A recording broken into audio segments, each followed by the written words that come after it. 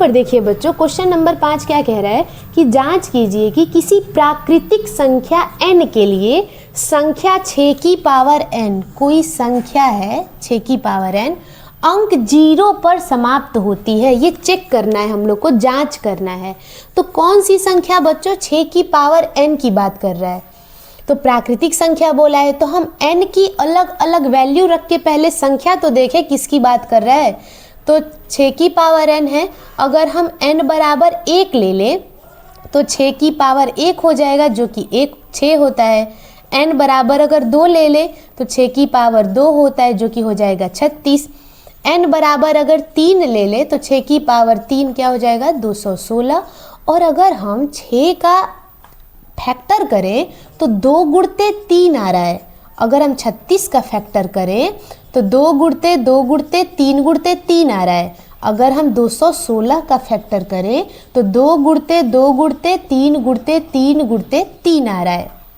ठीक है बच्चों ना। तो हमको क्या प्रूफ करना है कि ये जो 6 की पावर n अंक है, क्या ये 0 पर समाप्त होती है? अब यहाँ ध्यान देना बच्चों कि किसी भी संख्या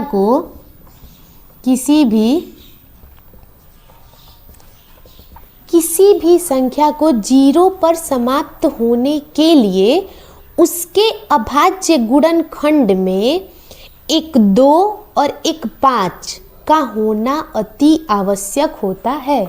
किसी भी संख्या को 0 पर इंड होने के लिए, 0 पर समाप्त होने के लिए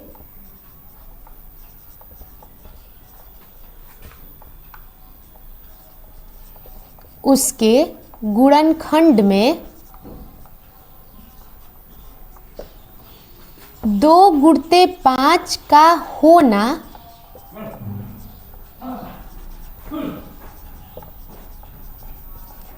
आवश्यक होता है। ये एक नोट है बच्चों, इसको समझते हैं।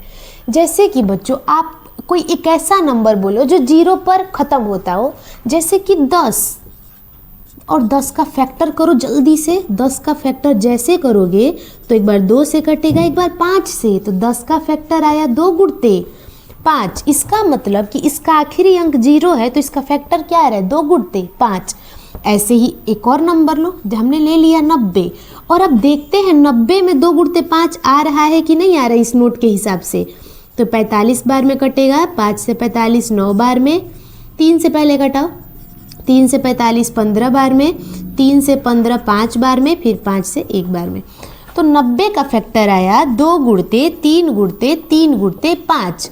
3 गुणते 3 से मतलब नहीं रखो, ये बताओ कि एक 2 गुणते 5 आके एक 0 बना दिया कि नहीं बना दिया। मतलब कि अगर आपके फैक्टर में 2 गुणते 5 एक बार आ रहा है तो वो एक 0 बनाएगा। अगर हम यहाँ पर 100 का फैक्टर करेंगे तो इसमें आपको 2 गुणते 2 गुणते 5 गुणते 5 आएगा। 2 पेयर मिलेंगे आपको 2 गुणते 5 के। अगर आप 1000 का फैक्टर करोगे तो 2 गुणते 5, आप बता दो अब कितनी बार आना चाहिए, 3 बार आएगा। आप लोग करके देख सकते हो। 1 2 गुणते 5 ये हुआ, 1 2 गुणते 5 ये हुआ, 1 2 गुणते 5 ये हुआ। अगर आप 10,000 का फैक्टर करोगे तो 2 गुणते 5 4 बार आएगा। आप अगर 1 लाख का फैक्टर करोगे तो 2 गुणते 5 5 बार आएगा, तभी जाके 1 लाख के 5 0 बनेंगे। इसका मतलब कॉन्सेप्ट समझो कि एक 0 बनाने के लिए एक 2 गुणते 5 का होना आवश्यक है। और यहाँ पर है आपका 6 की पावर n, और हमने n की अलग अलग वैल्यू रख के जो नंबर आया है, जब उसका फैक्टर किया तो कहीं भी 5 नहीं दिखाई दे रहा है, 5 के जगह 3 दिखाई दे रहा है।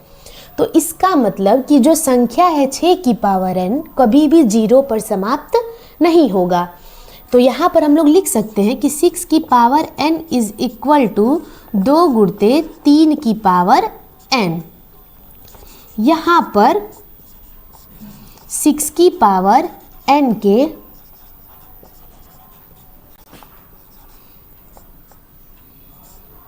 अभाज्य गुणनखंड में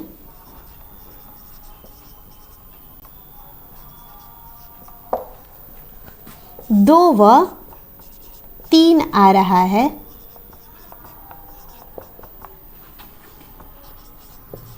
लेकिन 5 नहीं, और 5 का होना तो अति आवश्यक है। अतः 6 की पावर n अंक 0 पर समाप्त नहीं होगी। बताओ बच्चों, क्वेश्चन समझ में आया कि नहीं आया? आप लोग एक बार और इस क्वेश्चन को देखो। पूछा था कि 6 की पावर n जो है क्या कभी 0 पर समाप्त हो सकती है? n की अलग अलग वैल्यू रख के चेक करो। बोला था प्राकृतिक संख्या n के लिए, मतलब आप n के जगह 1 रख के देखो, 2 रख के देखो, 3 रख के देखो, 4 रख के देखो, 5 रख के देखो, 6 रख के देखो, 7 रख के देखो, अनंत तक ऐसे रख के देख सकते हो। अंक 0 पर समाप्त होती है, हमको चेक करना है। जब हमने उसका फैक्टर किया अलग अलग वैल्यू रख के, तो कहीं भी 2 गुणते 5 नहीं मिल रहा है, 2 गुणते 3 मिल रहा है, वही बार बार रिपीट कर रहा है। देखिए 6 में 2 गुणते 3 का 1 पेयर, 36 में 2 गुणते 3 के 2 पेयर, 216 में 2 गुणते 3 के 3 पेयर। और एक 0 बनाने के लिए यहाँ पर ये नोट करके आप लोग लिख लेना कि किसी भी संख्या को 0 पर समाप्त होने के लिए उसके गुणनखंड में 2 गुणते 5 का होना अति आवश्यक है। 2 गुणते 5 मिलकर एक 0 बनाते हैं। कोई भी ऐसा नंबर ले लो आप लोग, जैसे कि हमने 10 लिया, 90 लिया, 100 लिया, 1000। अगर हम यहाँ पर 10,000 लेते तो मैंने आपको बताया कि इसमें 2 गुणते 5 के 4 जोड़े आएंगे, मतलब 2 भी 4 बार आएगा और आपका 5 भी 4 बार आएगा। आप लोग इसका गुणनखंड करके देख सकते हो। मतलब कि एक पेयर ये हुआ 2 गुणते 5 का, एक ये हुआ, एक ये हुआ और एक ये हुआ। और यहाँ पर तब हम लोग लिखेंगे कि 6 की पावर n का जब हमने फैक्टर किया तो ये आ रहा है 2 गुणते 3। यहाँ पर 6 की पावर n के अभाज्य गुणनखंड में 2 व 3 आ रहा है, लेकिन 5 नहीं। अतः 6 की पावर n अंक 0 पर समाप्त नहीं होगी। इसको नोट कर लीजिए आप लोग।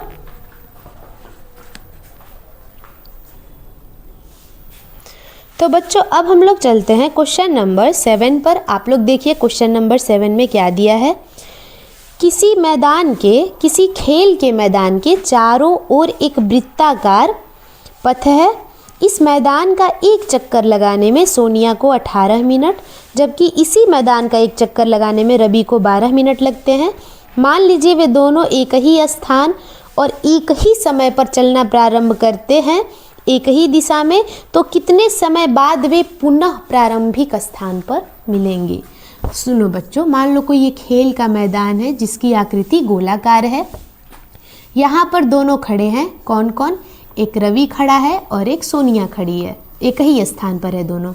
रवि को इस मैदान का पूरा चक्कर लगाने में लगते हैं 12 मिनट और सोनिया को इस मैदान का चक्कर लगाने में लगते हैं 18 मिनट, और दोनों एक ही डायरेक्शन में चलना शुरू करते हैं। तो हमको ये बताना है कि दोनों फिर से इसी बिंदु पर कब मिलेंगे, कितने समय बाद। तो बच्चों इस केस में हम लोग एलसीएम निकाल दें। जब भी पूछता है कितने समय बाद, तो सबसे इजी रहता है एलसीएम निकाल दो। तो एलसीएम किसका निकालना है बच्चों? 12 और 18 का। कैसे निकालेंगे बच्चों एलसीएम? एक तो मेथड है कि आप लोग ऐसे भी निकाल सकते हो एलसीएम, हम लोग बहुत इजी मेथड है। 2 से कटाओ, 2 छक्का 12, 2 नवा 18, फिर 2 से कटाओ, 2 तिया 6, 9 को उतार दो। 3 से कटाओ, 3 एक कम 3, 3 तिली के 9, फिर 3 से कटाओ, 3 एक कम 3, 3 एक कम 3। एलसीएम कितना आ गया बच्चों?